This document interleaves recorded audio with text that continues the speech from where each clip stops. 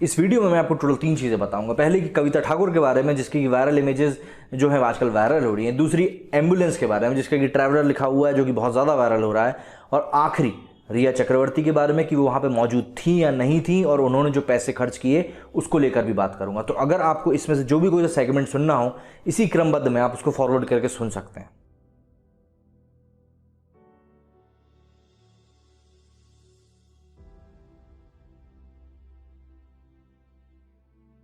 एक कहावत है जिसमें कहा जाता है कि धूल में लट्ठा पीटना। धूल में लट्ठा पीटना मतलब ऐसी जगह पे कोशिश करना जहां पे आपको पता ही ना है कि आप कोशिश भी किस चीज़ के लिए कर रहे हैं। तो जो पिछला 1 महीना इस एसएसआर केस में गुजरा है वो कुछ ऐसा ही था। हमारे सामने हर एक चीज़ थी जिसको कि सबने धूल बता दिया था। मैं सबूतों की बात कर रहा हूँ।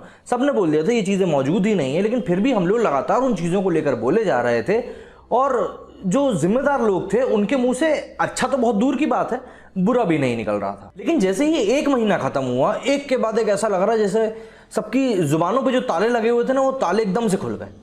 एकदम से सारी बातें बाहर निकल के आने लगी। इसे इंतजार किया जा रहा था कि भैया बस 1 महीना हो जाए, उसके बाद हम इन चीज़ों को और ज़्यादा आगे लेके जाएंगे। खुद ही देखो ना, मतलब 1 महीने तक किसी भी व्यक्ति ने कुछ भी नहीं कहा।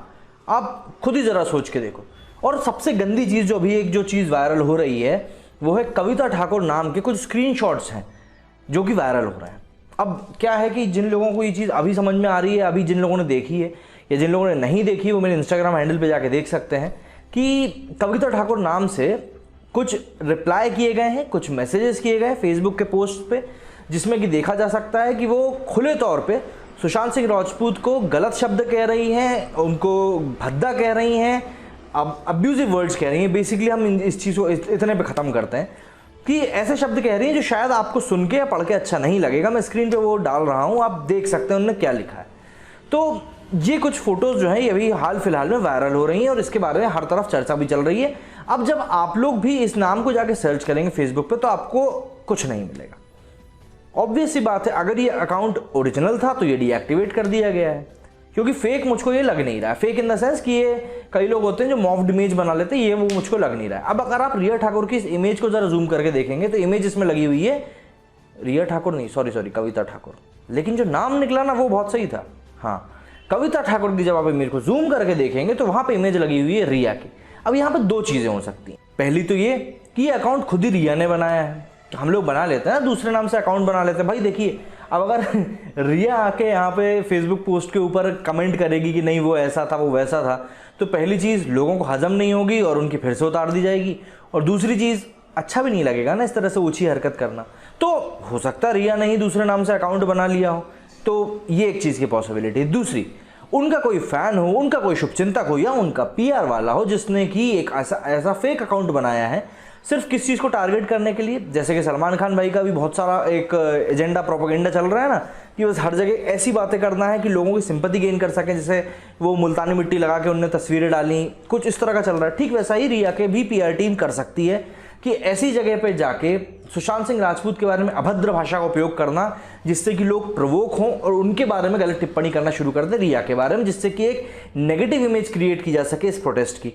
तो आप लोगों से मेरी एक यही अपील है कि इस तरह के कुत्तों को भौंकने दो, क्योंकि कहावत है बुंदेलखंड में कि हाथी चले बाजार कुत्ते भौंके हजार। तो हाथी को बाजार में चलने दो, ऐसे कुत्ते कुतियाओं को भौंकने दो, कोई फर्क नहीं पड़ना चाहिए हमें। उनके बोलने से फर्क पड़ भी क्या रहा है भाई? कोई कम ज़्यादा छोटा नीचा कुछ हो रहा है क्या? नहीं ना, बोलने दो, उसका जा रहा है जो जा रहा है, अपना थोड़ा ना कुछ जा रहा है।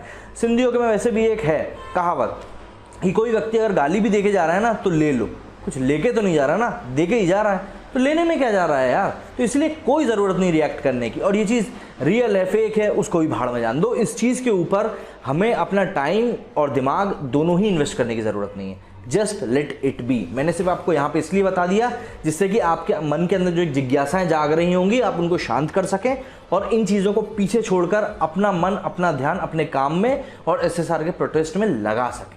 दूसरी बात, एक एम्बुलेंस की फोटो वायरल हो रही है। इसमें कि एम्बुलेंस का पिछला डोर दिखाया जा रहा है और उसके नीचे लिखा हुआ है ट्रैवलर, जो मैंने अपने थंबनेल पे भी लगाया। तो देखिए, कई लोग इस पर सवाल उठा रहे हैं कि एम्बुलेंस के ऊपर ट्रैवलर कौन लिखता है। तो देखिए, आप इसको समझिए कि अगर एक Hyundai की गाड़ी है वर्ना, अगर उसको हम टैक्सी बना दें तो इसका मतलब ये नहीं है कि उसके ऊपर वर्ना नहीं लिखा रहेगा, उसके ऊपर वर्ना लिखा रहेगा क्योंकि वो गाड़ी वर्ना है ना, और उसके ऊपर टैक्सी मतलब जिस काम में वो यूज़ हो रही है।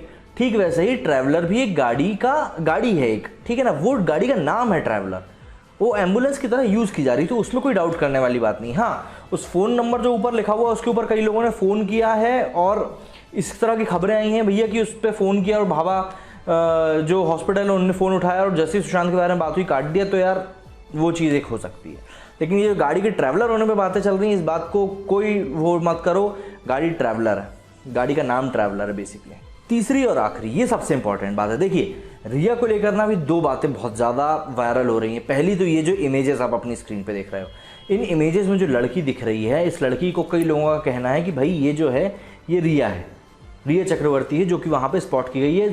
जबकि जो शुरुआत में जो रिपोर्ट्स आई थी उसमें ये कहा गया था कि रिया ने 2 दिन पहले ही सुशांत का मकान छोड़ दिया था, तो जिस वक्त वो घटना घटित हुई उस वक्त रिया वहाँ पे मौजूद नहीं थी। लेकिन जो कंपैरिजन वाली पिक्स हमारे सामने आई हैं, उन पिक्स को देखकर ऐसा मतलब 80% तक लग रहा है यार कि ये जो लड़की जो हमें इमेजेस में दिख रही है ये रिया ही है। अब अगर इस बात में थोड़ी बहुत भी सच्चाई है तो भाई बहुत झोल होने वाले हैं, और जो उसके बाद में आपको अगली बात बताने वाला हूँ उससे आपको पक्का यकीन हो जाएगा कि बहुत ज़्यादा झोल होने ही वाले हैं। क्योंकि ये जो फोटोज़ है ना, इसमें रिजेंबलेंस करके अगर आप देखोगे आगे से पीछे से, तो आपको यही लगेगा कि इन इमेजेस में रिया ही है और कोई भी नहीं है। इस बात के ऊपर आपका जो भी कुछ डाउट होगा ना वो वहीं ख़त्म हो जाएगा। अब जो दूसरी बात मैं आपको करने वाला था वो ये कि मैंने आपको जैसा शुरुआत में बताया ना वीडियो की कि एकदम से बहुत सारी चीज़ें सामने आने लगी हैं।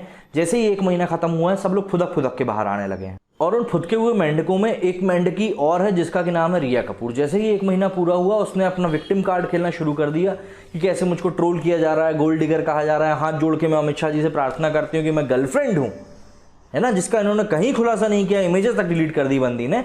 उन्होंने कहा मैं गर्लफ्रेंड हूँ और हाथ जोड़ के विनती करती हूँ कि भैया इसकी सीबीआई इंक्वायरी आप लोग कराएं, जिससे कि हमें पता चल सके कि किसने उनको सुसाइड की तरफ धकेला। भैया किसने कहा सुसाइड किया है उन्होंने, आपने कैसे ये कंक्लूजन निकाल लिया।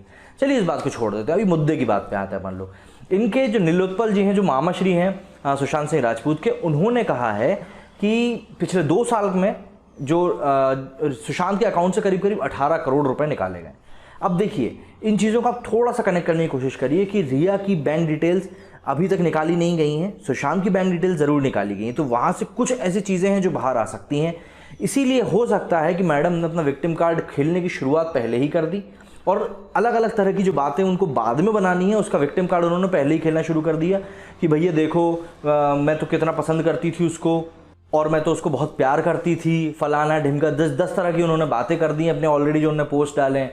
मैं तो उसके लिए सीबीआई इंक्वायरी भी चाह रही हूँ। तो ये सब चीज़ें ना एक पिक्चर का भी पार्ट हो सकती हैं कि भाई पहले से ही एक इमेज क्रिएट कर दो सामने के वाले के दिमाग में, जो ऑडियंस है उसके दिमाग में पहले ही एक इमेज क्रिएट कर दो कि बाद के लिए कुछ चांस ही ना रहे।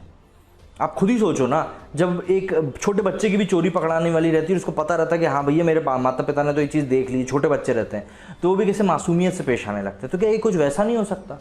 और उसके बाद जो इनके क्रेडिट कार्ड जो इन्होंने यूज़ किए हैं, जो ये फॉरेन ट्रिप्स पे गई हैं, बंदी को पिक्चरें मिल नहीं रही हैं लेकिन उसके बाद भी धड़ाधड़ दे शॉपिंग पे शॉपिंग, फोटोशूट पे फोटोशूट, खर्चे देख लो आप इनके, तो आपको समझ में आएगा ही नहीं कि मेंटेन कैसे कर पा रही है अपनी लाइफस्टाइल। मतलब एक कॉमन आदमी मुंबई में जाके बिना काम को सर्वाइव कर ही नहीं सकता, ये कैसे सर्वाइव कर रही है समझ में नहीं आता। तो इसीलिए ये जो 1 महीने बाद के जो बरसाती मेंढक निकल के बाहर आए ना फुदकने के लिए, इन सब का हिसाब होने वाला है।